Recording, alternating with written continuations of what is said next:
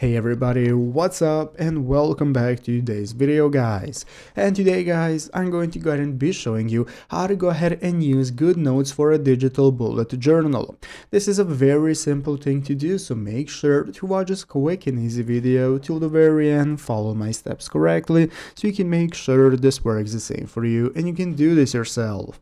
But yeah guys, let's get straight into it. So the first thing we want to do is to go ahead and open up the official GoodNotes application if you have not already. So if you do not already have it downloaded, what you want to do is go ahead and open up the App Store on your mobile phone, open up the App Store, search for GoodNotes, find application and install it. So after installing it, opening it up, this is going to be the home page you're greeted by. From this main page we can get started with using GoodNotes. Here at the bottom of the screen we can find all the sections we have, such as documents, favorites. We have the plus button to get started creating new options we need. So let's go and take a look at how to use it for a digital bullet journal. So basically guys, to use GoodNotes for a digital bullet journal, you're going to import a hyperlinked PDF planner or create a new notebook with dotted paper using the Apple Pencil for handwriting. So what you can do is click the notebook option right here. Once you have go ahead and open up the plus button, you can either go ahead and create a new notebook or import a hyperlinked PDF planner if you already have one. If not, just click notebook and get started creating your notebook right here. Here you can go ahead and take a look at the templates, and we have the planner as well. So you can use one of the planner templates right here. This is going to enable you to create a digital bullet journal